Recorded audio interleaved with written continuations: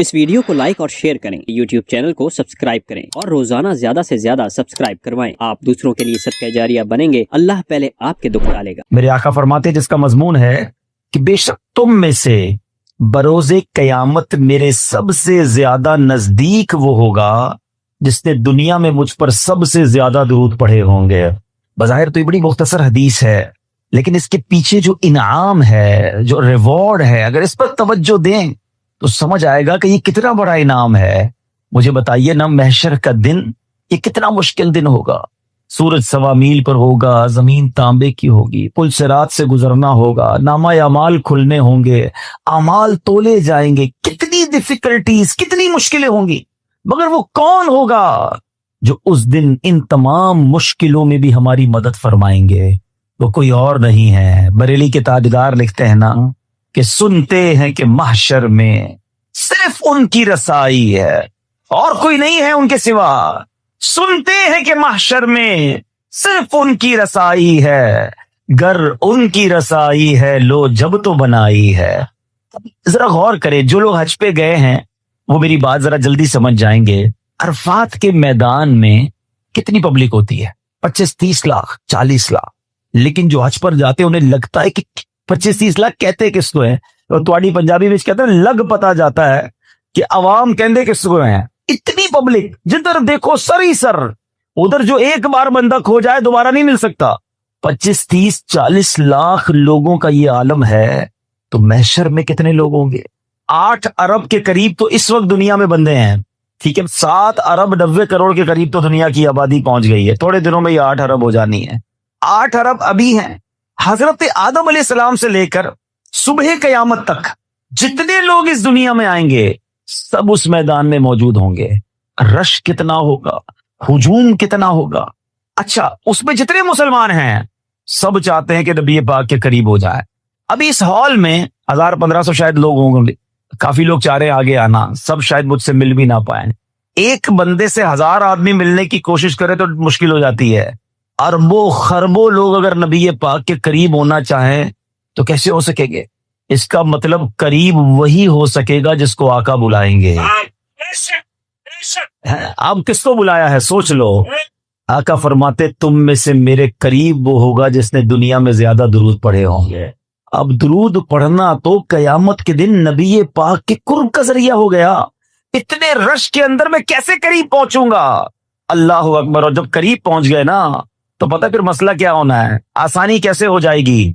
बहुत प्यास लगेगी सुना है महशर के दिन, मगर आला हजरत कहते हैं ठंडा ठंडा मीठा मीठा पीते हम हैं पिलाते ये, अपनी बनी हम आप बिगाड़े हैं, कौन बनाए बनाते ये हैं। अरे जब बाप भी नहीं पूछेगा, वो बाप जो आज बच्चों के लिए डबल ड्यूटी करता है, मगर कयामत के दिन ऐसे नफ्सा नफ्सी का आलम होगा कि न बाप पूछेगा न माँ काम आएगी। सुनो मेरे आका उस दिन क्या करेंगे, माँ जब इकलौते को छोड़े आ कह के बुलाते ये हैं। बाप जहां बेटे से भागे, लुत्फ यानी करम वहां फरमाते ये हैं। अल्लाह अकबर। इससे सीखने को ये मिल रहा है कि अगर महशर के दिन की सख्तियों से बचना है, डिफिकल्टीज से बचना है, तो आका के करीब जाना है, और आका के करीब जाना है तो दुरूद पाक कसरत से पढ़ना है।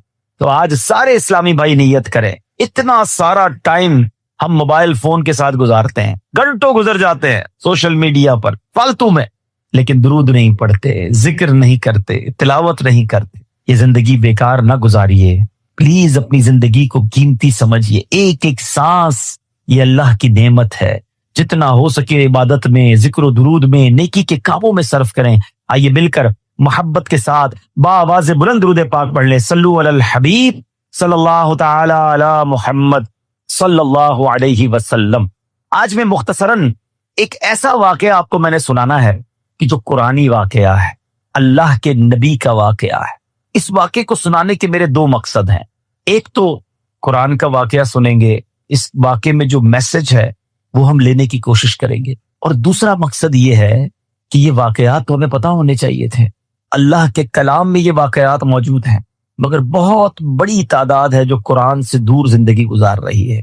ہمیں شاید دنیا کی بہت ساری معلومات ہے، لیکن مسلمان ہونے کے باوجود قرآن کے بارے میں معلومات نہیں ہوتی۔ نہ قرآن پورا تجوید سے پڑھا ہوتا ہے، نہ ترجمہ پڑھا ہوتا ہے، نہ تفسیر پڑھی ہوتی ہے۔ مجھے ایک بات بتائیں، پہلے صبح اٹھتے تھے نا لوگ، اللہ رسول کا نام لیتے تھے، اچھا پہلے پھر اس کے بعد اخبار پڑھتے تھے، اب اٹھتے ہی فون اٹھاتے ہیں پہلا کام، اور یہ دیکھتے کس کس کا میسج آیا ہے۔ جب تک ہمارے واٹس ایپ میسیجز، ہمارے جو بھی ہمیں پیغامات آئے، ہم سنتے نہیں، ہمیں چین نہیں آتا، کوئی اہم بات رہ نہ جائے۔ مجھے ایک بات بتاؤ، تمہارے دوست کا، تمہارے کاروباری ساتھی کا پیغام مس نہ ہو جائے، اس بات کا خیال ہے؟ اتنی عمر ہو گئی، اللہ کا پیغام قرآن تمہارے پاس آیا ہوا ہے، وہ پڑھ لیا، جان لیا رب نے کیا فرمایا ہے، اللہ نے ہمارے لیے کیا پیغام دیا ہے؟ کبھی سوچا آپ نے؟ قرآن تو ویسے ہی اللہ کا پیغام ہے، مگر خاص طور پر 89 آیتیں وہ ہیں جس پہ اللہ نے براہ راست ڈائریکٹلی مجھ سے اور آپ سے بات کی ہے، اور کیا فرمایا؟ یا ایھا الذین آمنو، اے ایمان والو، اے ایمان والو۔ ہم ایمان والے ہیں نا، ہم سے بات ہوئی ہے، کیا ہم نے وہ 90 کے قریب آیتیں پڑھ لی؟ اللہ نے کیا فرمایا، مجھ سے کیا بات کی ہے؟ میری فیملی کا، میرے دوستوں کا، میرے بزنس کولیگز کا پیغام ڈسٹرب نہ ہو، اس کا خیال ہے۔ اللہ نے قرآن میں ہمیں پیغام دیا ہوا ہے، ہمارے پاس ٹائم ہی نہیں ہے۔ مرنے کے بعد کیا ہم یہ جواب دے سکیں گے کہ یا اللہ ٹائم نہیں تھا اس لیے قرآن نہیں پڑھ سکا؟ خدا را قرآن سے دور نہ رہیں، پڑھیں قرآن کو، اتنا کچھ موجود ہے۔ اور حدیث پاک کا مضمون ہے وہ دل ویران ہے جس میں کچھ قرآن نہیں ہے۔ سوچو کہ ہمارے دل میں کتنا قرآن ہے، ہم کتنا قرآن پڑھتے ہیں۔ اب میں قرآن کا واقعہ سناتا ہوں۔ ایک مقصد یہ ہے کہ قرآن سے محبت بڑھے، قرآن پڑھنے کا ذہن بنے۔ قرآن سے دور رہ کر زندگی اچھی نہیں ہے۔ یہ قرآن، وہ دیکھیں نا، ہمارے موبائل میں بہت سارے سافٹ ویئرز ہوتے ہیں اور روز کئی بار کھولتے ہیں، مگر جس دن میں اور آپ قبر میں جائیں گے نا، ہمارے سارے سافٹ ویئر آف لائن ہو جائیں گے۔ بلکہ کچھ دوست کہیں گے یار کئی دن ہو گئے آن لائن نہیں ہوا، اور بعد میں پتا چلے گا یہ بندہ تو خود ہی آف لائن ہو گیا ہے، خود ہی دنیا سے چلا گیا ہے۔ اس کا مطلب یہ ہوا کہ قبر میں جا کر سارے سافٹ ویئر آف لائن ہو جائیں گے، مگر جس نے قرآن کو تھاما ہوگا یہ قبر میں بھی آن لائن رہے گا، یہ قبر میں بھی تمہارے ساتھ جائے گا، قبر کا نور بنے گا۔ تو کیوں نہ روز کچھ نہ کچھ قرآن پڑھا جائے؟ تو آئیے نیت کر لے، پہلی نیت تو یہ کر لے کہ ہم روز کچھ نہ کچھ قرآن پڑھیں گے انشاءاللہ، اس کو سمجھنے کی بھی کوشش کریں گے۔ ہے نا دعوت اسلامی آپ کے پاس، بچوں کے مدرسے الگ تو بڑوں کے مدرسے الگ، آن لائن مدرسہ الگ، آپ پڑھنے والے تو بنے، ہر جگہ آپ کو فیسلٹی دعوت اسلامی دے رہی ہے کہ کسی طرح قرآن پڑھ لے اور اسے سیکھ لیں۔ اور اب آتے ہیں اس بڑے ہی عجیب و غریب واقعے کی طرف، اور یہ واقعہ ہے حضرت یونس علیہ السلام کا۔ شہر تھا نینوا، جس کی ہدایت کے لیے آپ کو بھیجا گیا۔ آپ نے اپنی قوم کو اللہ کی طرف بلایا، وہ لوگ شرک کرتے تھے، وہ اللہ پر ایمان نہیں لاتے، بت پرستی کرتے تھے۔ آپ نے بہت ان کو سمجھایا، اللہ کی طرف بلایا، وہ قوم ہدایت نہیں پاتی تھی، ایمان لانے سے انکار کر دیا، الٹا آپ کے سامنے سرکشی کرتے تھے۔ تو آخرکار آپ نے کہا کہ اے لوگو، اب اگر تم ایمان نہیں لا رہے تو سنو، میں تمہیں عذاب کے بارے میں بتا رہا ہوں، اب تم پر عذاب آئے گا، اور میں کوئی بات جھوٹی نہیں کرتا۔ اب قوم کے لوگوں نے مشورہ کیا کہ یہ بات تو کبھی جھوٹی کرتے نہیں ہیں، اب ان پر نظر رکھو، اگر تو یہ راتوں رات ہمارے شہر سے چلے جائیں نا تو سمجھ لو عذاب آنے والا ہے، کیونکہ اگر یہ اللہ کے نبی ہیں تو جس شہر میں اللہ کے نبی ہوتے ہیں وہاں عذاب نہیں آتا۔ وہ قوم بت پرست بھی تھی مگر یہ بات بھی مانتی تھی۔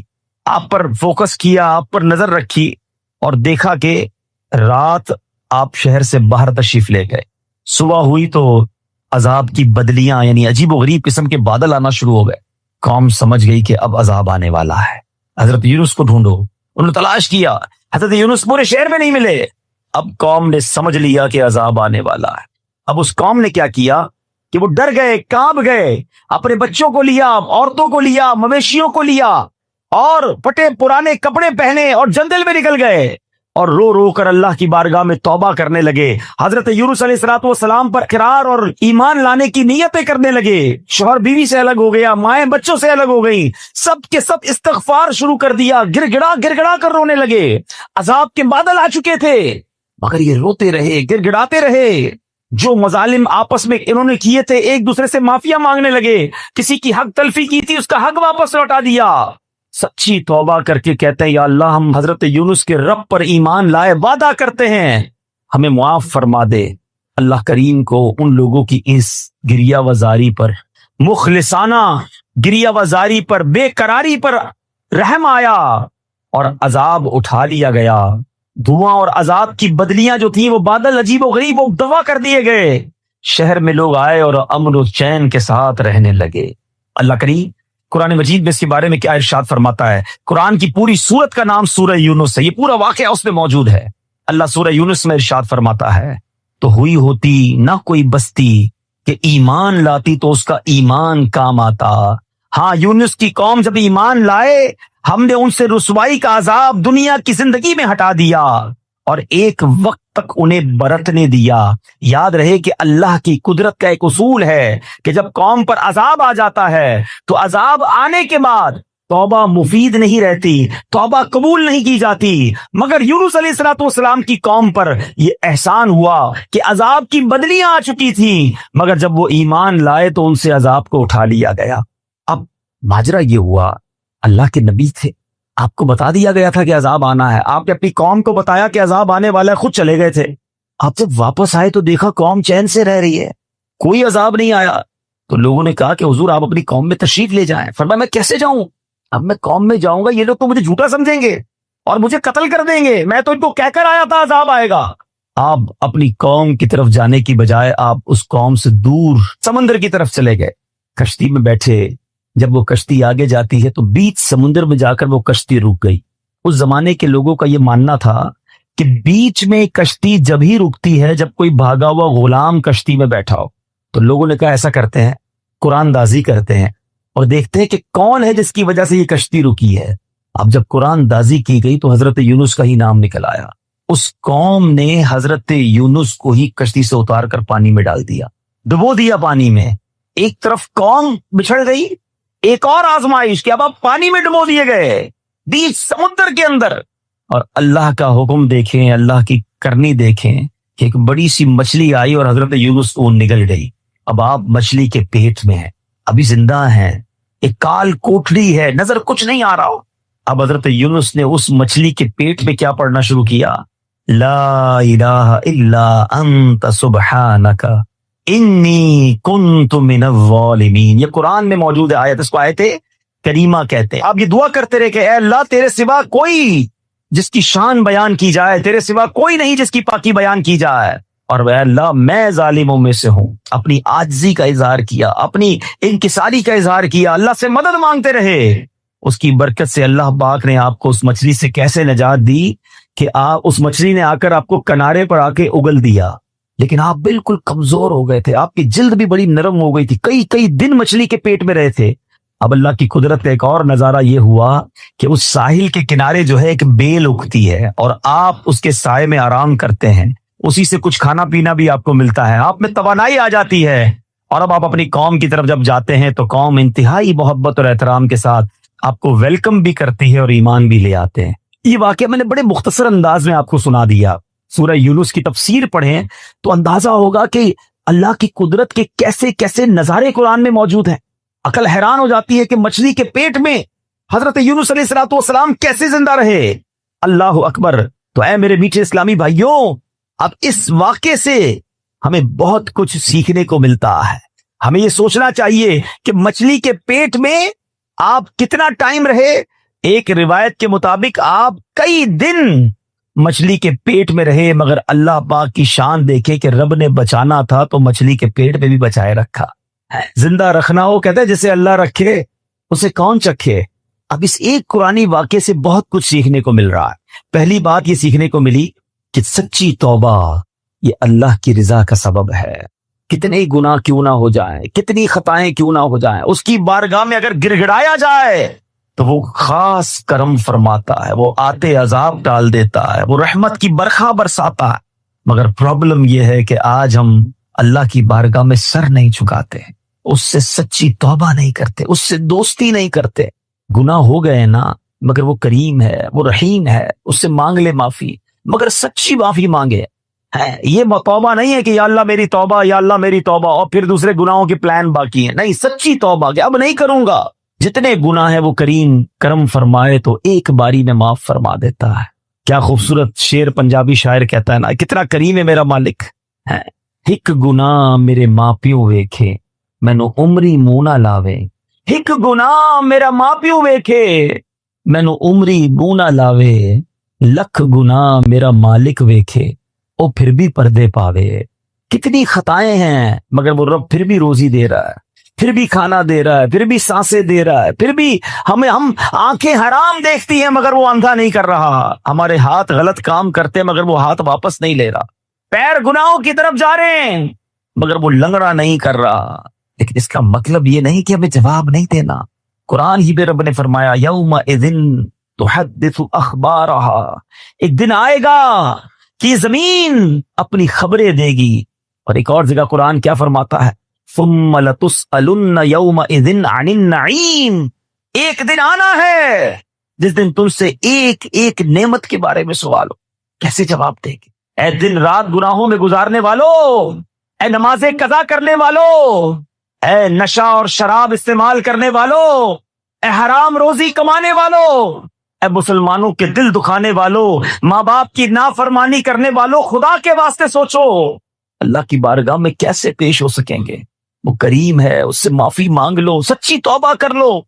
हदीस पाक में आता है अत्ताइबु मिनज़्ज़म्बि कमल्ला ज़म्बला, गुनाहों से तौबा करने वाला ऐसा है जैसा उसने गुनाह किया ही नहीं है। ऐसा करीम मालिक, इतना रहीम मालिक, फिर भी उसे नाराज करें। तो आज पहला सबक, पहला मदनी फूल तो इस बयान का ये दीजिए कि हम अपने रब की नाफरमानी नहीं करेंगे, सच्ची तौबा कर लें। हाँ, सच्ची तौबा कर लें। और अल्लाह करीम है, इतना रहीम है, वो अपने बंदों पर अब उसकी माँ से 70 गुना ज्यादा मेहरबान है। अब माफी मांगे वो माफ फरमा देगा। और फिर आइंदा गुनाह ना करें, नमाजों की पाबंदी करें, हराम कामों से अपने आप को बचाएं। फिर देखिए आपकी मुश्किलें कैसे आसान होती है। बंदा कहता है पता नहीं मेरे काम ही सीधे नहीं होते, ना बीमारियां दूर होती हैं, ना परेशानियां दूर होती हैं, ना रोजी में बरकत होती। तुमने रोजी देने वाले को ही नाराज किया हुआ है, शिफा देने वाले ही तुमसे नाराज है, जिसने अताएं करनी है उसी को तुमने नाराज कर दिया है। अरे उसकी रिजा वाले काम तो करो, फिर देखो वो कैसे रहमत के दरवाजे खोलता है। अब आते हैं इस वाक़े के दूसरे पहलू की तरफ कि अल्लाह वाले आजमाए जाते हैं, अल्लाह के नेक बंदों पर इम्तिहान आता है मगर वो अल्लाह पर भरोसा रखते हैं। मछली के पेट से भी जिंदा वापस आ गए हजरत यूनुस अलैहिस्सलाम। तो अगर आप भी किसी मुश्किल में है ना, परेशानी में है, तो हिम्मत ना हारें, अल्लाह पर भरोसा रखें। प्रॉब्लम ये कि हमारा रब पर भरोसा ही खत्म हो गया। सब पर भरोसा है, रब पर भरोसा नहीं है। बाकी दुनिया वालों की बात मानते, यार फला मिनिस्टर तो फला पैसे वाला, फला ओहदेदार राब्ते में होगा तो मसला हल हो जाएगा। नहीं मेरे पीछे इस्लामी भाइयों, जिसके साथ रब की रहमत होगी उसके सारे मसले हल हो जाने। इन्नल्लाह मअस्साबिरीन, अल्लाह कुरान में फरमाता है अल्लाह सब्र वालों के साथ है। तो सब्र कर लो, अल्लाह की रहमत साथ हो जानी है ना। तो अल्लाह पर भरोसा करें। प्रॉब्लम यह है कि आज अल्लाह पर भरोसा नहीं रहा। बाज़ औक़ात तो ऐसे जुमले लोग कह देते हैं कि वो कुफरिया कलिमात की तरफ चले जाते हैं। यकीन जाने अल्लाह अल्लाह करीम है, वो रहीम है, वो वाकई हमारे लिए बेहतरीन फैसला करने वाला है। लेकिन हम बाज़ औक़ात इस मामले में गलती कर जाते हैं। ऐसा ना करें। बुजुर्गान दीन अपने बच्चों को तवक्कुल का दर्स कैसे देते थे। एक बुजुर्ग के बारे में आता है, उनका नाम है अहमद बिन हर्ब रहमतुल्लाहि तआला अलैह। आपने एक बार अपने बच्चे को ये ट्रेनिंग दी कि बेटा जब भी खाना खाना हो ना, तो ये घर में बड़ी सी मेहराब है, इधर जाकर दुआ करना कि या अल्लाह मुझे खाना दे दे, तो भाई रोज यहां से खाना मिल जाएगा। और अपनी ज़ौजा से कहा कि ऐसा करो कि रोजाना बच्चा जब दुआ करे तो मेहराब में पीछे से खाना रख देना, ताकि बच्चे की बचपन से ट्रेनिंग हो कि अल्लाह से मांगना है, अल्लाह पर भरोसा रखना है, रोजी देने वाले जो है वो रब है। ऐसे ही होने लगा। तो बच्चा दुआ करता, उनकी ज़ौजा खाना रख देती, वो बच्चा खाना खा लेता। एक दिन क्या हुआ कि उनकी ज़ौजा कहीं काम में मसरूफ हो गई और लेट हो गई, खाने का वक्त हो गया। दौड़ती हुई गई, देखा बच्चा उस मेहराब के पास बैठा और खाना खा रहा है। कहा बेटे खाना कहाँ से आया है?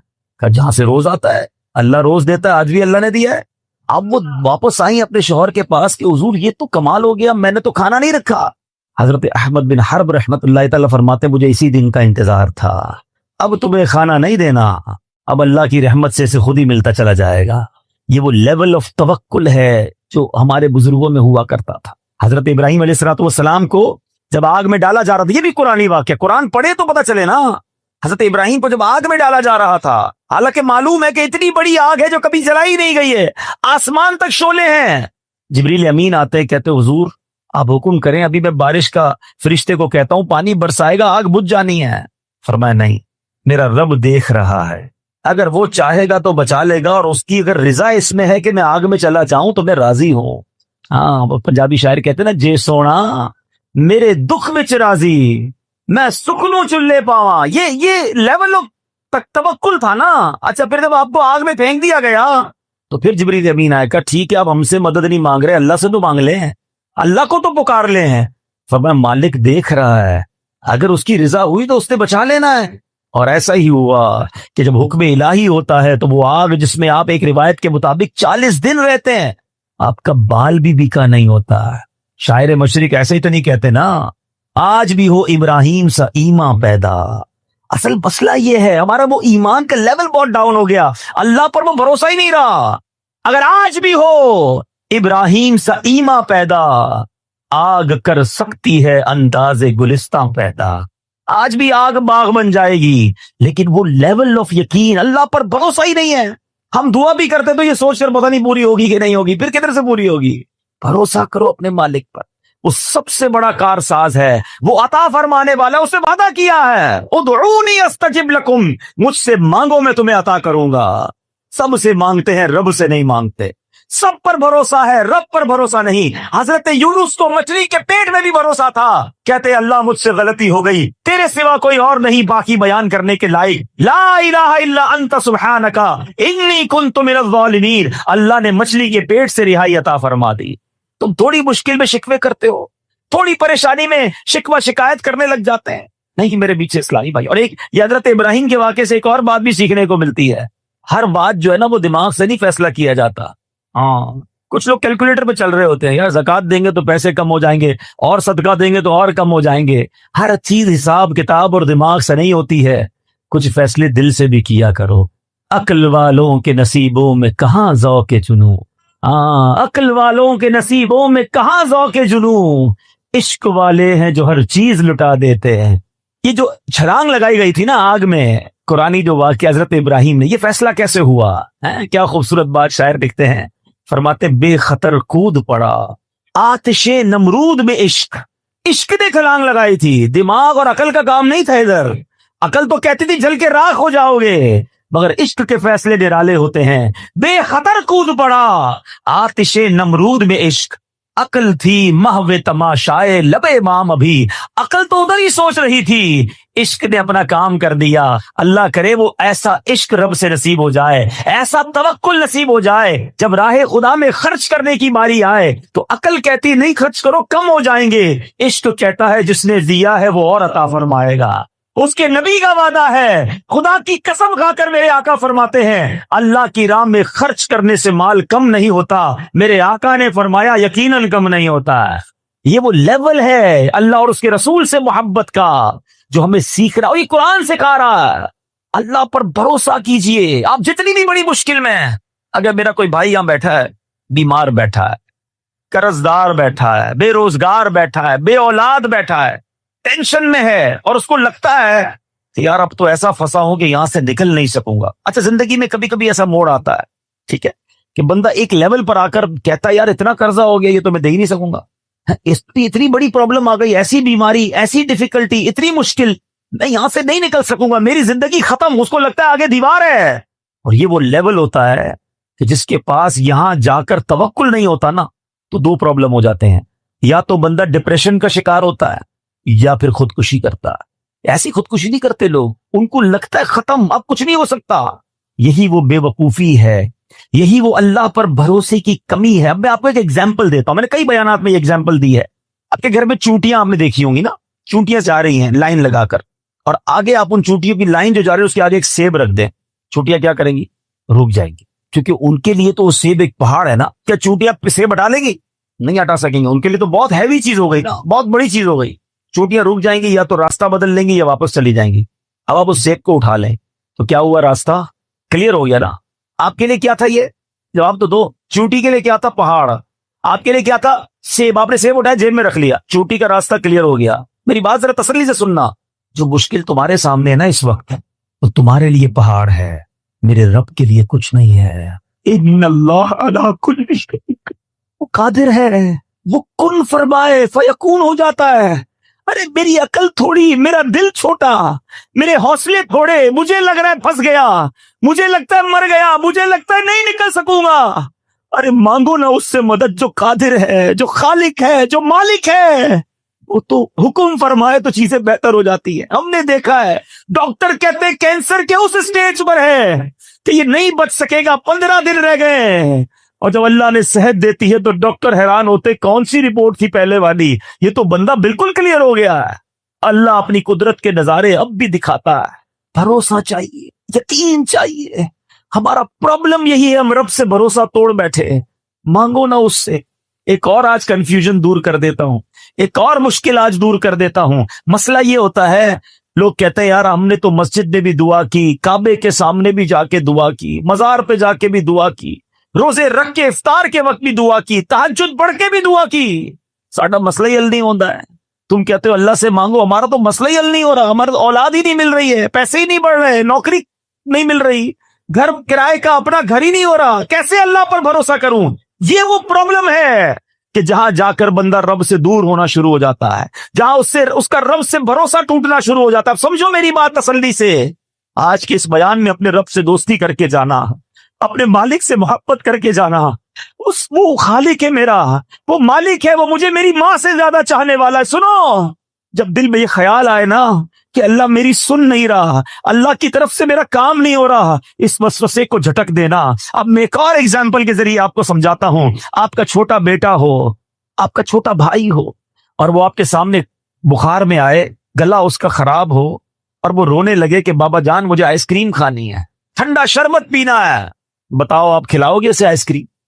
شربت پلاؤ گے؟ وہ رو رہا ہے آپ کے سامنے، گر گڑا رہا ہے. اب آپ کا ایک دوست ساتھ بیٹھا ہے، کہتا ہے کیسے باپ ہو یار، بچہ رو رہا ہے، کھلا دو آئس کریم، کیوں نہیں پلا رہے شربت؟ آپ جواب کیا دو گے؟ میں والد ہوں، مجھے پتا ہے اس کو کب کیا دینا ہے، اس کو رونے دو، اگر میں نے ابھی اس کو آئس کریم کھلائی تو یہ اور بیمار ہو جائے گا. ٹھیک ہے؟ اب میری بات تسلی سے سنو، دل پر ہاتھ رکھ کے سنو. تم باپ ہو، تمہیں پتا ہے بیٹے کو کب کیا دینا ہے.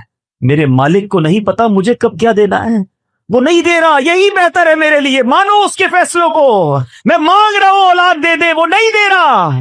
کیا پتا ایسا بیٹا پیدا ہونا تھا جو مار کے مجھے ہی گھر سے نکال دیتا. آج اپنے رب پر بھروسہ لے کر جاؤ. حضرت یونس کا یہ قرآنی واقعہ کیا کمال کا بھروسہ سکھا رہا ہے. کبھی تصور تو کرو، اندھیری کال کوٹڑی ہوگی، مچھلی کے پیٹ میں ایک روشنی کی رمق نہیں آتی تھی، مگر وہ اللہ والے تھے، کہتے لا الہ الا انت سبحانک انی کنت من الظالمین. مولا میرا قصور ہے، تیرے سوا کوئی شان بیان کرنے کے لائق نہیں، تو ہی خالق، تو ہی مالک. ادھر تھوڑی سی آزمائش ہو، بندہ اللہ کی بارگاہ میں شکوے کرتا، یا اللہ تو نے ایسا کیا، اللہ نے پیچھے کر دیا. کیسے جواب دو گے رب کو؟ اس نے جتنا دیا ہے کبھی سوچا ہے؟ اس کی نعمتیں معلوم ہے؟ کبھی دیکھا ہے لنگڑے کو بغیر پیر کے کیسے جیتا ہے؟ کبھی دیکھا ہے اندھے کو بغیر دیکھے کیسے جیتا ہے؟ کتنی بار شکر ادا کیا آنکھ کا، کتنی بار شکر ادا کیا پیر کا اور ہاتھوں کا اور زبان کا. کبھی دیکھا ہے ڈائلسس کے مریض کو جس کے گردے فیل ہو جائے، پانی نہیں پی سکتا، ڈاکٹر کہتے پورے دن میں 1 گلاس پانی پینا، اس سے زیادہ نہیں، تمہارے لیے مشکل ہو جائے گی. ترستا ہے پانی پینے کو، ہر تیسرے دن جا کے ڈائلسس کراتا ہے. ہمارے گردے سلامت ہے، جتنا پینا ہے پیتے ہیں، جب پاس کرنا ہوتا ہے پاس کر دیتے ہیں، استنجا سے فارغ ہو جاتے ہیں. یہ نعمتیں یاد نہیں؟ ابھی پچھلے دنوں کرونا وائرس جب پیک پر تھا، اللہ ہم سب کو محفوظ رکھے، سانس کتنی بڑی نعمت ہے. یہ کرونا نے سمجھا دیا لوگوں کو کہ جب آکسیجن نہیں آتا ہے نا، انسان کہتا ہے ساری دولت لے لو میری، مجھے یہ سانس مل جائے، یہ سانس نہ رکے. اس کے پھیپڑے پمپ کرتے ہیں مگر اسے سانس نہیں مل رہی ہوتی ہے. اس وقت کتنی دیر سے بیٹھے اس ہال میں، کتنی سانسیں لے بھی لیں اور نکال بھی لیں، پتہ بھی نہیں چلا. کبھی سوچا یہ اللہ کی کتنی بڑی نعمت ہے؟ شکر ادا نہیں کرتے، اللہ سے شکوہ کرتے ہو. نہیں میرے بیٹے اسلامی بھائی، اس کی بارگاہ میں ہمیشہ سر جھکائے رکھنا، اور اس کی شان تو دیکھو. وہ فرماتا ہے لئن شکرتم لازیدنکم، تم میرا شکر ادا کرو میں تمہیں اور عطا کر. کچھ بھی تو نہیں کرنا، اے اللہ تیری مہربانی، تو نے مجھے کروڑوں سے اچھا بنایا، شکر کرو نا. کیوں کہتے ہو میں پیچھے رہ گیا؟ ارے میں کروڑوں سے اب بھی آگے ہوں. اصل مسئلہ یہ کہ ہم نے اپنی سوچ کا دھارا چینج کر دیا ہے. اگر آپ کو پرسکون زندگی گزار رہی ہے، میں آج آپ کو فارمولہ دیتا ہوں، اگر پرسکون زندگی گزار رہی ہے نا، تو نیکیوں میں اپنے سے آگے والے کو دیکھو، نعمتوں میں اپنے سے پیچھے والے کو دیکھو. ہمارا معاملہ ہی الٹا ہے، ہم نیکیوں میں پیچھے والے کو دیکھتے ہیں. ہم کہتے ہیں یار میں 5 وقت نماز پڑھتا ہوں، وہ تو پڑھتا ہی نہیں ہے. میں چلو رمضان میں روزے رکھتا ہوں, تھوڑے بہت چھوٹ جاتے ہیں, اس کے تو ایک بھی نہیں ہے. غلط آدمی کو دیکھ کر اپنے آپ کو سیٹسفائی کر رہے ہیں. اگر تم 5 وقت نماز پڑھتے ہو تو تہجد گزار کو دیکھو نا, کہ یار وہ تہجد پڑھتا ہے میں نہیں پڑھتا, وہ قرآن پڑھتا ہے میں نہیں پڑھتا, وہ تو ماشاءاللہ کاروبار کے ساتھ ساتھ دین کا کام بھی کر رہا ہے, میں نہیں کر رہا, میں کب کروں گا. اسے دیکھو نا جو تم سے نیکیوں میں آگے بڑھ گیا. مدنی قافلے میں جانے والے کو دیکھ کر کیوں خیال نہیں آتا کہ یہ راہ خدا میں 12 ماہ اور 30 دن کا سفر کر رہا ہے, میں سفر نہیں کر رہا. تمہیں یورپ جانے والا دیکھ کر پھر سونا شروع ہو جاتی ہے. کیوں؟ نیکیوں میں اپنے آگے والوں کو دیکھے اور نعمتوں میں اپنے سے نیچے والے کو دیکھو. اگر تم غریب ہو, کرائے کے گھر میں رہتے ہو, تو سوچو بہت سارے لوگ جو جھونپڑیوں میں رہتے ہیں, روڈوں پہ سوتے ہیں, جیلوں میں پڑے ہوئے ہیں. اللہ نے مجھے الحمدللہ اپنا گھر تو دیا, چھت تو دی ہے. کبھی پسند کا کھانا نہیں ملتا تو کہتے ہو پیچھے رہ گیا. کئی لوگ ایسے جو 2 دن تک کھانا نہیں کھا سکتے, مانگ کر کھاتے ہیں. اللہ نے ایسا تو نہیں بنایا نا. کروڑوں سے اچھے ہیں ہم اس وقت بھی, کروڑوں سے اچھے. اپنی اوقات پتہ کرنی ہو نا تو پیر بیل میں بھی کوئی ہاسپٹل ہوگا, کوئی بڑا ہاسپٹل ہو نا, اس کے ایمرجنسی وارڈ میں چلے جایا کرو اور وہاں دیکھا کرو لوگ کیسی کیسی بیماریوں میں آ رہے ہیں. پھر تمہیں احساس ہوگا کہ صحت کتنی بڑی چیز ہے. ہر حال میں اللہ کا شکر ادا کریں. یہ قرآنی وعدہ یاد کر لو. میں دوبارہ کہتا ہوں, قرآن پڑھیں, خدا کی قسم وہ خزانہ ہے قرآن. پڑھے تو سیکھنے کو ملے گا نا. قرآن کہتا ہے لَإِن شَكَرْتُمْ لَأَزِيدَنَّكُمْ, تم میرا شکر ادا کرو میں تمہیں اور عطا کروں. آج سے شکر سیکھ کر جاؤ, اللہ سے محبت سیکھ کر جاؤ, رب پر بھروسہ سیکھ کر جاؤ. جب کوئی کام ہو جائے نا تب بھی اللہ کا شکر ادا کیا کرو, اور جب کام نہ ہو نا پھر بھی اللہ کا شکر ادا کیا. یا اللہ تیری مہربانی, نہیں ہوا یہی میرے لیے بہتر تھا. آپ پرسکون ہو جائیں گے جب آپ کو یہ یقین ہو جائے گا نا کہ جو نہیں ہوا وہ بھی رب کی طرف سے اور میرے لیے بہتر ہے, تو انشاءاللہ پھر ٹینشن والی زندگی نہیں رہے گی. اللہ کرے کہ دل میں اتر جائے میری بات. یہ پیغام, یہی محبتیں, اللہ اور اس کے رسول کی محبتیں دعوت اسلامی کے مدنی ماحول میں سکھائی جاتی ہیں. خدا را اس ماحول میں آ جائیے. یہ بڑا کمال کا ماحول ہے. یقین کریں اس دنیا میں بہت ساری برائیاں ہیں ہر طرف, اس ماحول میں آ کر بیٹھتے ہیں تو اللہ سے محبت بڑھنے لگ جاتی ہے, اللہ کی اطاعت کرنے کا جذبہ بڑھنا شروع ہو جاتا ہے, نبی پاک کا عشق دل میں بڑھتا ہے. تو اس مدنی ماحول سے وابستہ رہیں, اجتماعات میں آئیں, مدنی قافلوں میں سفر کریں, مدنی چینل دیکھیں, دعوت اسلامی کا ساتھ دیں. اتنا بڑا دین کا کام دعوت اسلامی کر رہی ہے کہ میرے خیال سے دنیا میں اتنی بڑی دین متین کی خدمت شاید کوئی اور آرگنائزیشن نہیں کر رہی. میں صرف قرآن کی اگر بات کر لوں, ابھی آج ہم چونکہ قرآن پر ہی بیان کر رہے ہیں, تو قرآن کی جو خدمت دعوت اسلامی کر رہی ہے, اس وقت دعوت اسلامی کے بچوں کے 4,500 کے قریب مدرسۃ المدینہ قائم ہے. تقریباً 2 لاکھ بچے بغیر کسی فیس کے قرآن پڑھ رہے ہیں. 95,000 سے زیادہ حافظ قرآن بن چکے ہیں. 2.25 لاکھ سے زیادہ بچے ناظرہ قرآن پڑھ چکے ہیں. اب ذرا سوچیں. اور پھر ساتھ ساتھ جب بچوں کے قرآن کی بات ہوتی ہے, بڑے کہتے ہیں اب تم بڑے ہو گئے, بچپن میں پڑھا نہیں تھا. تو دعوت اسلامی نے مدرسۃ المدینہ بالغان بنائے, بڑوں کے مدرسے بنائے, جس میں بچے نہیں آتے تاکہ آپ کو شرم نہ آئے. اور وہ کب ہوتے ہیں؟ عشاء کے بعد مسجدوں میں 15 منٹ 20 منٹ 30 منٹ جائیں, اپنا تلفظ درست کریں, اپنی قرآن کی تلاوت کریں. اور اس کے ذریعے بھی کتنے اسلامی بھائیوں نے قرآن ختم کیا, ہزاروں کی تعداد میں الحمدللہ یہ مدرسے پاکستان میں موجود ہیں. پھر ایک اور کام کیا کیا دعوت اسلامی نے, کچھ لوگ کہتے ہیں یار ہم مدرسے میں جا نہیں سکتے, تو فیضان آن لائن اکیڈمی بنا دی, یعنی آن لائن مدرسہ بنا دیا کہ آپ کی مرضی, آپ جب فارغ ہوں, جو یورپ وغیرہ سے آپ رابطے میں رہتے ہیں, UK میں رابطے میں رہتے ہیں, ہمارے اس وقت یورپ UK میں پوری دنیا میں 70 کے قریب ملکوں سے آن لائن ہمارے مدرسوں میں لوگ قرآن پڑھ رہے ہیں. 16,000 سے زیادہ اسٹوڈنٹ الحمدللہ علم دین سیکھ رہے ہیں. تو آپ بھی چاہیں تو آن لائن قرآن پڑھ سکتے ہیں. دعوت اسلامی الحمدللہ کئی شعبہ جات میں دین کی خدمت کر رہی ہے. تو ہمیں اپنی دعوت اسلامی کا ساتھ دینا ہے, حصہ بھی بنے, زبانی ساتھ بھی دیں, خود پریکٹیکل درس و بیان اجتماع قافلے میں بھی جائیں, اور ساتھ ساتھ اپنی زکوٰۃ, اپنے عطیات دعوت اسلامی کو دیں, تو انشاءاللہ ڈھیروں نیکیاں حاصل ہوں گی. صلو علی الحبیب. نبی پاک علیہ الصلوۃ والسلام سے ہم سب کو بے انتہا محبت ہے, اور یہ ایمان کی جان ہے. نبی پاک سے محبت نہیں تو ایمان بھی کمپلیٹ نہیں ہوتا. اور جب نبی پاک علیہ الصلوۃ والسلام کو تکلیف پہنچے, یا نبی پاک علیہ الصلوۃ والسلام کسی طرح کی کوئی ایذا پہنچے, تو یقیناً جب امتی اس کو پڑھتا ہے, سنتا ہے, تو دل پر بھی تکلیف ہوتی ہے. ایک ایسا ہی واقعہ جس میں ہمارے آقا علیہ الصلوۃ والسلام کو تکلیف پہنچائی گئی, نبی پاک علیہ الصلوۃ والسلام پر جادو کیا گیا. ناظرین آج یہ واقعہ ہم سنیں گے, اور یہ قرآنی واقعہ ہے, اور اس کے ذریعے بہت ساری باتیں بھی سنیں گے. جادو کے بارے میں बड़े मिसकंसेप्शन है लोगों के जहनों में, और समझते हैं कि जादू का तोड़ करने के लिए बड़े अजीब व गरीब अमल करने पड़ेंगे, बड़े गुनाहों वाले काम करने पड़ेंगे, अल्लाह की नाराजगी वाले काम भी लोग करने के लिए तैयार हो जाते हैं, हराम और नाजायज काम करने के लिए तैयार हो जाते हैं और समझते हैं कि इससे जादू से बचा जा सकेगा। अलबत्ता जादू करवाने के लिए भी लोग बड़े ही नाजायज और हराम काम करते हैं जो कि जहन्नम में ले जाने वाले काम होते हैं। अल्लाह मुझे और आपको हमेशा जादू टोने आसिफ से महफूज रखे, हर किस्म की बलाओं से महफूज रखे।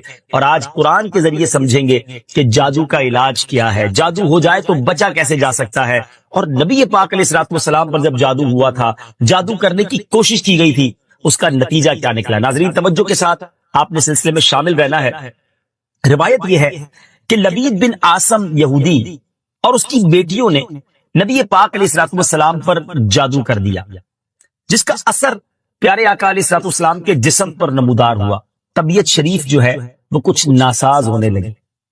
आपके कल्ब, आपकी अकल मुबारक और आपके एतकादात पर कोई असर ना हुआ, सेहत मुबारक पर थोड़ा सा असर हुआ। चंद रोज बाद हजरत जिब्रील अमीन बारगाह रिसालत में हाजिर हुए और अर्ज की, या रसूलल्लाह सल्लल्लाहु अलैहि वसल्लम, एक यहूदी ने आप सल्लल्लाहु अलैहि वसल्लम पर जादू कर दिया है, और जादू का जो सामान है वो फला कुएं में एक पत्थर के नीचे दबा हुआ है। सरवर कायनात अलैहिस्सलाम ने हजरत अली मौलाए कायनात शेर खुदा करमल्लाहु ताला वजहुल करीम को भेजा। उन्होंने कुएं का पानी निकाला और पत्थर उठाया तो उसके नीचे से खजूर के घावे की थैली बरामद हुई, यानी खजूर के जो छिलके होते हैं इस तरह की थैली बरामद हुई, और उसमें नबी पाक अलैहिस्सलाम के मुंह मुबारक जो कंघी से टूटे थे और कंघी के टूटे हुए कुछ दंदाने और एक डोर या कमान का चिल्ला जिसमें 11 गिठाने लगी हुई थी, और एक मोम का पुतला था जिसमें 11 सुइयां चुभी हुई थी। ये सब सामान पत्थर के नीचे से निकला, और ये मौला अली करमल्लाहु ताला वजहुल करीम ये सारा सामान लेकर नबी पाक अलैहिस्सलाम की बारगाह में आ गया। इसके बाद सुभान अल्लाह, अब इसका तोड़ कैसे आया, इसका इलाज कैसे हुआ, इसका हल क्या निकला। जिब्रील अमीन अल्लाह तबारक व तआला की बारगाह से सूरह फलक और सूरह नास लेकर हाजिर हुए, यानी अब जो सूरह फलक और सूरह नास है वो नाजिल हुई, और इन दोनों सूरतों को मिलाएं तो नाज़रीन उसमें 11 आयतें हैं। हर एक आयत के पढ़ने से एक एक गिरा खुलती जाती थी, यहां तक कि सब गिरहें खुल गई और प्यारे आका अलैहिस्सलाम बिल्कुल शिफायाब हो गए। सुभान अल्लाह, सुभान अल्लाह। नाज़रीन, अब इस वाक़े से बहुत सारी बातें मैंने और आपने सीखनी है।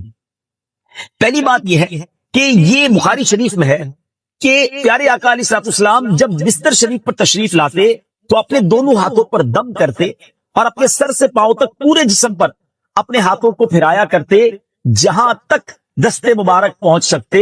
ये अमल 3 मरतबा फरमाते, यानी नबी पाक अलैहिस्सलाम इन दोनों सूरतों का अपने ऊपर भी दम किया करते। और एक और जगह पर भी यह है, हदीस आयशा रज़ियल्लाहु ताला अन्हा में है कि जब नबी पाक अलैहिस्सलाम के घर वालों में से कोई बीमार होता तो आप अलैहिस्सलाम इन दोनों सूरतों को पढ़कर उस पर दम फरमाया करते। तो ये नबी पाक के मामूल में था। तो आज अगर हमने भी कोई बीमार हो जाए, फैमिली में कोई बीमार हो जाए, अपने आप को इन आफतों से बचाना चाहते हैं तो अव्वल आखिर 3-3 बार दुरूद पाक पढ़ें, सूरह फलक और सूरह नास की तिलावत करें, अपने हाथों पर दम करके अपने जिस्म पर फेर लें, किसी मरीज पर दम कर दें, इंशाअल्लाह इसकी बरकत मिलेगी। यहाँ एक और मसला भी सीखने को मिलेगा कि तावीज़ात और अमलियात में जिसमें कोई लफ्ज कुफ्र और शिर्क का ना हो वो जायज है। इसी तरह गंडे बनाना और इन पर गरे लगाकर आयात कुरान और अस्माए इलाहिया पढ़कर फूंक मारना भी जायज है। यानी तावीज़ात अगर शिर्क से पाक हैं, अगर कुफरिया कलिमात से पाक हैं तो वो करने में कोई हरज नहीं, वज़ाइफ करने में कोई हरज नहीं। ये कुरान और हदीस से साबित है और आपने ये सुना। नाज़रीन, सीखने को क्या मिल रहा है? खुलासा ये हुआ कि सूरह फलक यानी कुल अऊज़ु बिरब्बिल फलक और कुल अऊज़ु बिरब्बिन नास, ये दोनों सूरतें जिन और शयातीन, नजर बद और आसेब और तमाम अमराज खुसूसन जादू टोने का मुजर्रब इलाज है। इनको लिखकर तावीज बनाएं, गले में पहनाएं और इनको बार बार पढ़कर मरीज पर दम करें और खाने और पानी और दवाओं पर पढ़कर फूंक दें और फिर मरीज को खाना वगैरह खिलाएं। इंशाअल्लाह अज़्ज़ वजल हर मरज और बिलखुसूस जादू टोना दफा हो जाएगा, मरीज शिफायाब हो जाएगा। इसी तरह कुरान मजीद की दूसरी तमाम सूरतों की खुसूसी खवास हैं, जिनको बहुत खूबसूरत किताब जन्नती जेवर है उसमें भी आप पढ़ सकते हैं। नाज़रीन, इसी तरह हमें चाहिए कि कुरान पाक की तिलावत करते रहे। कुरान पाक की हर हर्फ में शिफा है, बरकतें हैं اور آج خاص طور پہ ہمارے ناظرین کو گویا وظیفہ، قرآنی وظیفہ مل رہا ہے. بہت سارے ناظرین یہ گزارش کرتے ہیں کہ ہمیں کوئی وظیفہ بتایا جائے. تو دیکھیں آج تو قرآن کے ذریعے، اور وہ وظیفہ جو نبی پاک کو رب کی طرف سے عطا ہوا، پیارے آقا علیہ الصلوۃ والسلام کو بھی شفا نصیب ہوئی، تو ہمیں ضرور اس کو اپنانا چاہیے. ناظرین، اس سے پہلے کہ میں مزید اس معاملے میں آگے بڑھوں، میں چاہتا ہوں کہ دونوں صورتوں کی تلاوت اور اس کا ترجمہ پہلے سن لیتے ہیں، اور پھر مزید اس بارے میں بات کرتے ہیں کہ اس حیرت انگیز واقعے سے مجھے اور آپ کو مزید کیا سیکھنے کو ملتا ہے. پہلے سورہ فلق کی تلاوت ہوگی، سورہ ناس کی تلاوت ہوگی. میں یہاں ایک اور بات بھی کہنا چاہوں گا. کچھ لوگ یہ کہتے ہیں جناب ہم وظیفہ کرتے ہیں، اثر نہیں ہوتا، برکت نہیں ملتی. پہلے یہ چیک کر لیں کہ آپ کے مخارج ٹھیک ہیں، آپ تلاوت صحیح مخارج کے ساتھ کرتے ہیں. تو اب جو تلاوت آپ سنیں گے نا، تو اس میں یہ بھی چیک کر لیں کہ آپ کیا اسی طرح کے تلفظ کے ساتھ پڑھتے ہیں، اور اگر مسٹیک کر رہے ہیں تو قرآن پاک صحیح طریقے سے پڑھیے، پھر دیکھیے اس کی کیسی برکتیں ملتی ہیں. آئیے سورہ فلق اور سورہ ناس کی تلاوت اور اس کا ترجمہ. قل اعوذ برب الفلق من شر ما خلق ومن شر غاسق اذا وقب ومن شر النفاثات في العقد ومن شر حاسد اذا حسد. تم فرماؤ میں اس کی پناہ لیتا ہوں جو صبح کا پیدا کرنے والا ہے، اس کی سب مخلوق کے شر سے، اور اندھیری ڈالنے والے کے شر سے جب وہ ڈوبے، اور ان عورتوں کے شر سے جو گروہ میں پھونکتی ہیں، اور حسد والے کے شر سے جب وہ مجھ سے جلے. قل اعوذ برب الناس ملک الناس الہ الناس من شر الوسواس الخناس الذي يوسوس في صدور الناس من الجنة والناس.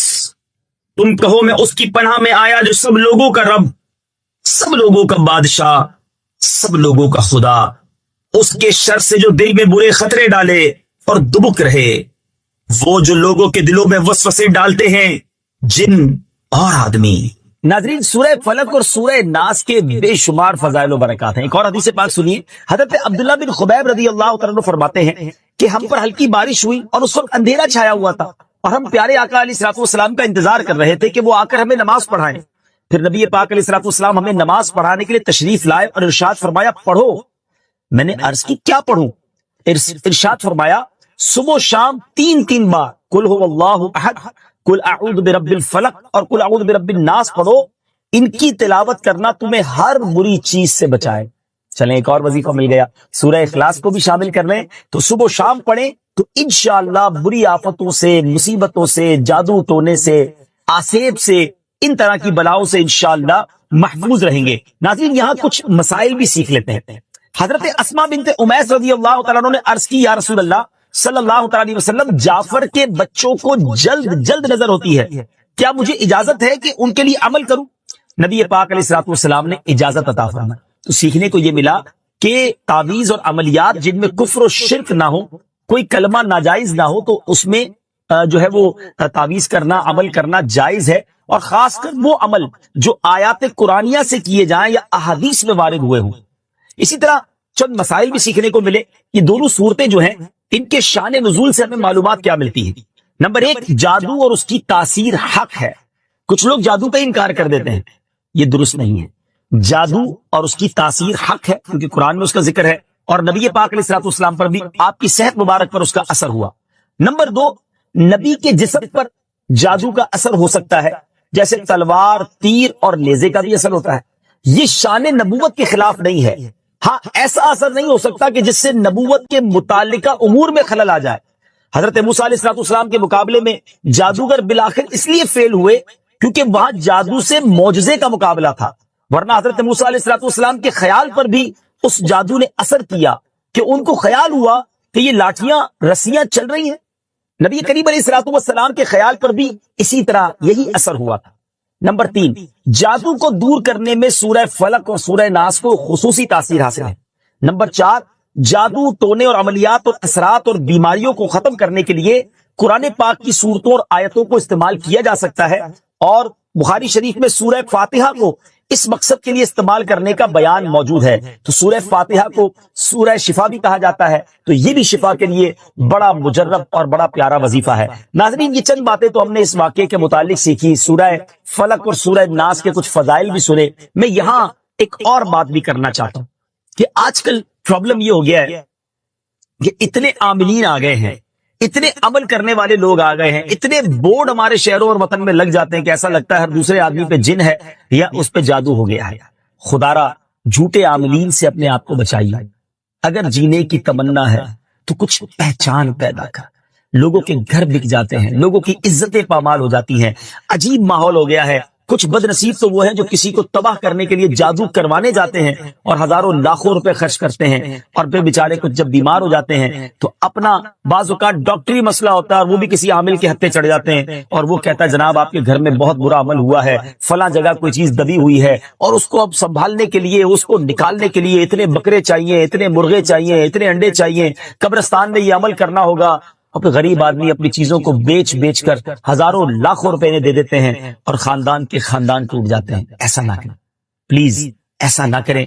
बल्कि मैं तो उन आमलीन से भी गुजारिश करूंगा कि हलाल रोजी की तरफ आए। दावत इस्लामी ने बड़ा शानदार एक अंदाज इख्तियार किया। अल्लाह सलामत रखे दावत इस्लामी के मदनी माहौल को। नाज़रीन, आप सोच रहे होंगे कि फिर हमारी बीमारियों के लिए हम तावीज किससे लें, हम ये वज़ाइफ कहां से लें? आपकी दावत इस्लामी है ना।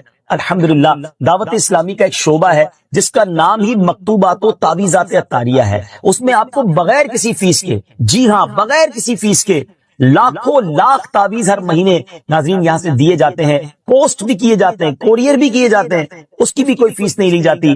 तो ये तावीज़ात आप दावत इस्लामी के मरकज से राब्ता करके ले लीजिए। ऑनलाइन तावीज़ात की सर्विस भी मौजूद है। हालांकि दावत इस्लामी का इस डिपार्टमेंट पर लाखों करोड़ों रुपए खर्च हो रहा है, मगर इसलिए इसको फ्री रखा है ताकि उम्मत के लिए आसानी हो। दुखियारी उम्मत जो है उनके मसाइल हल हो जाएं, न जाने किसकी दुआ लग जाए और हमारा बेड़ा पार हो जाए। हाँ, इसमें ये जरूर मैं कहूंगा कि वो लोग जो ये प्रोग्राम देख रहे हैं और उनको लगता है कि मैं इस शोबे को सपोर्ट करूं, दावत इस्लामी जिस शोबे में खर्च कर रही है और न जाने कितने दुखियारे मुसलमानों की दुआएं ले रही है, तो अगर आप दावत इस्लामी के शोबा तावीज़ात अत्तारिया में सपोर्ट करना चाहते हैं, अपना डोनेशन देना चाहते हैं, तो भी हमसे राब्ता कर लीजिए। लेकिन प्लीज इन झूठे आमिलों से अपने आप को बचाइए। और मुझे जो नाजरीन सुन रहे हैं, हर बंदे पर जादू नहीं होता, हर बंदे पर जिन नहीं आ जाता, हर बात में वसवसा ना लाया करें, वज़ाइफ पढ़ लिया करें। सुबह शाम ये वजीफा हमें नबी पाक ने दे दिया है, सुबह घर से पढ़कर निकले, शाम घर पर आकर सोने से पहले पढ़ ले, आयतुल कुर्सी सोने से पहले पढ़ ले।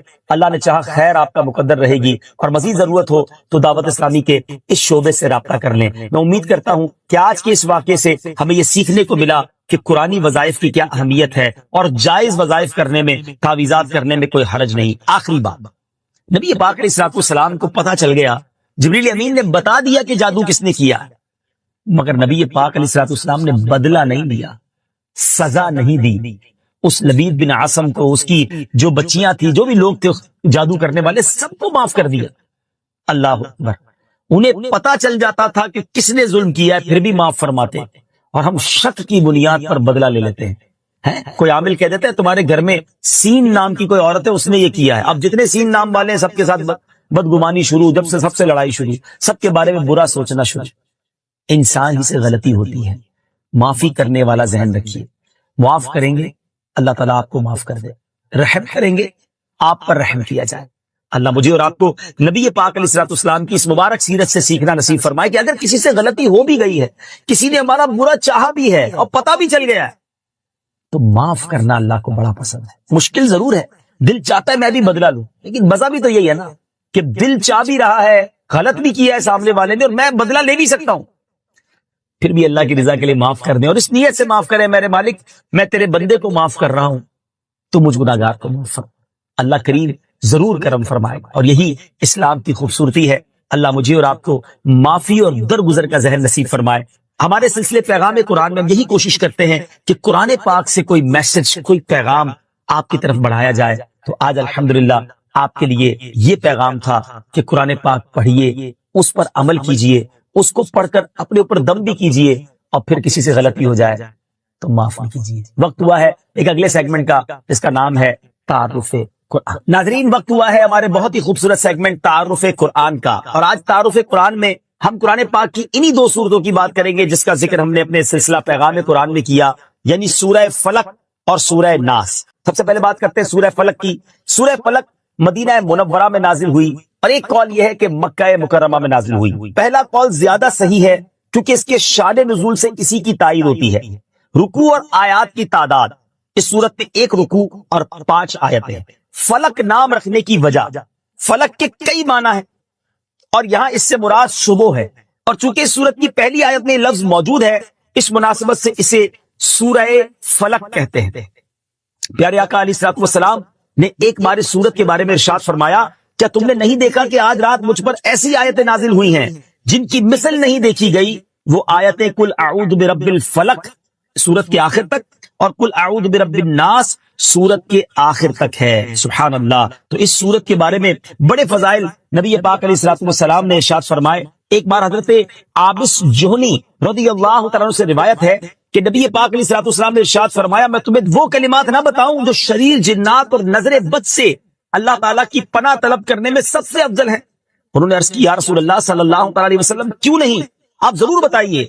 ارشاد فرمایا وہ کلمات یہ دونوں صورتیں ہیں، قل اعوذ برب الفلق اور قل اعوذ برب الناس۔ سبحان اللہ، سبحان اللہ۔ اب آئیے سورہ ناس کے بارے میں کچھ سن لیتے ہیں، اس کی فضیلت بھی جان لیتے ہیں۔ سورہ ناس جو ہے ناظرین، یہ قرآن پاک کی ترتیب کے لحاظ سے سب سے آخری سورت ہے۔ اس کا مقام نزول، سورہ ناس زیادہ صحیح قول کے مطابق مدنی ہے۔ اس سورت میں 1 رکوع اور 6 آیتیں ہیں۔ الناس نام رکھنے کی وجہ، عربی میں انسانوں کو الناس کہتے ہیں، اور اس سورت کی پہلی آیت میں لفظ موجود ہے، اس مناسبت سے اسے سورہ الناس کہتے ہیں یا اسے سورۃ الناس کہتے ہیں۔ سورۃ الناس کے مضامین، اس سورہ مبارکہ میں ان جنات اور انسانوں سے اللہ تعالیٰ کی پناہ مانگنے کی تعلیم دی گئی ہے جو لوگوں کے دلوں میں وسوسے ڈالتے ہیں۔ سورہ فلق کے ساتھ اس کی مناسبت کیا ہے؟ سورۃ الناس کی اپنے سے ماقبل سورت سورہ فلق کے ساتھ مناسبت یہ ہے کہ سورہ فلق میں ظاہری شر سے اللہ تعالیٰ کی پناہ مانگنے کی تعلیم دی گئی تھی، اور اس صورت میں خفیہ شر سے اللہ تعالیٰ کی پناہ مانگنے کی تعلیم دی گئی ہے۔ اللہ تعالیٰ ہمیں ہر طرح کے شر سے محفوظ فرمائے، قرآن پاک پڑھنے، سمجھنے اور اس پر عمل کرنا نصیب فرمائے۔ مدنی چینل دیکھتے رہیے، اگلے سلسلے میں ایک اور پیغام قرآن لے کر حاضر ہوں گے۔ صلو علی الحبیب صلی اللہ تعالی علی محمد صلی اللہ